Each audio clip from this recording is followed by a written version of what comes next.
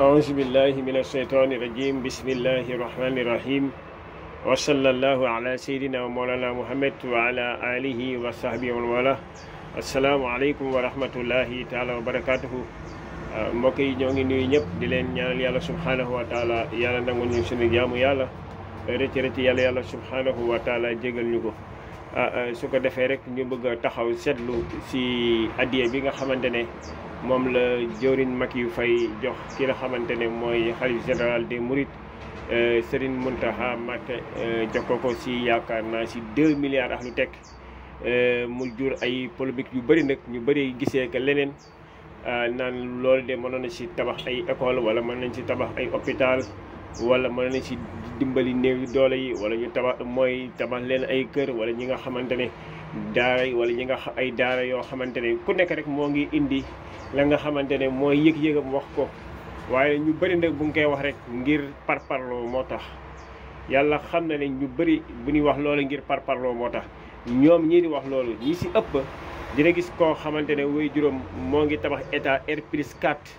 sa lam moo ko tere woon mu tabax R+1 war mu tabax R rek li si des mu jël ko dimbali ki nga xamante ne moo ngi à côté yor léegi ñaxam dëkk si wala ki nga xamante ne su xëyee su ndékkee pour mu añ da koy dem taxale ji lan moo tax ñoom jëluñu seen alal boobu dem dimbali ñooñu wala yaay ki nga xamante ne moo ngi dingat naan kii de li muy def de waru ko woon def Macky Faye waroon jël xaalis bu toll noonu di ko jox sëriñ bi parce que am na ay priorité yi fi nekk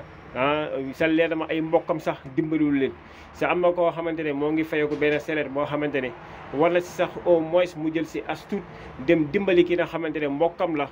boo xamante ne mooy si problème su xëyee du ndékki mu yëkkati benn somme saa yu fayeekoo yëkkati jox ko du ko def waaye nag su gisee ku def lu baax rek xolam tàng si mu jug di wax naan waaw waruñu woon def lii parce que dëkk bi fa metti waruñu def lii parce que war a dimbali néew doole yi waru woon def lii wala nga jël tabaxee ka ay lii sa fii loo def rek am na loo bàyyi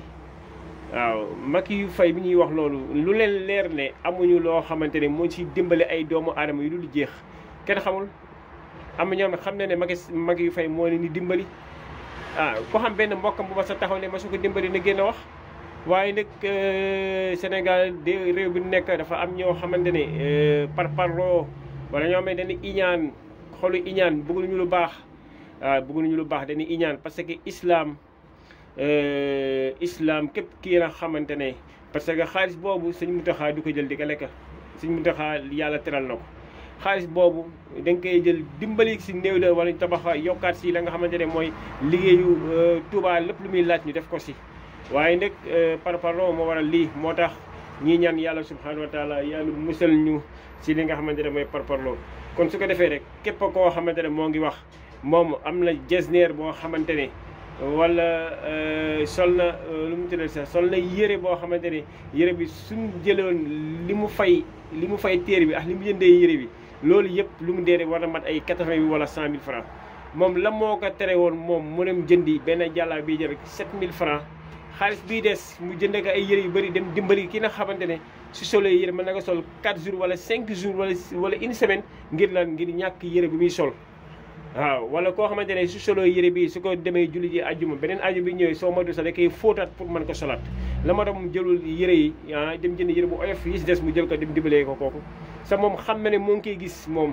moo gis ki nga xamante ne soxla na lii su ko demee war na ko mën a dimbale waaye defa ko mais moo ngi dem jëndi yére boo xamante ne yére bu rafet la wala koo xamante ne dem na jëndi oto boo xamante ne oto bu seer la c'est koo xam ne am na ku nekk si ko dem vélo si yëru ko si bii dem liggéey day sonn day dox waaw la moo tax di wàññiwul li muy lii mu dem jëndi ko scooter wala leen jël leneen dem jokk keneen mu dem jëndi ko vélo wala dara sa waay mbokk yi ñu xooli na rafet waaye na rafet waaw su ko defee rek jàngat boobu leen amoon parce que gis neen ñu bëri di commentaire yi ñiy wax waaye nag lu yàlla xam doy na nit ki moom yéene bi rek am solo bu koy def na tax yàlla rek tax loolu rek am solo kon su ko defee rek ñu ñaan yàlla defuñu sutura wasalaamualeykum wa rahmatullahi taala wa barakatuhu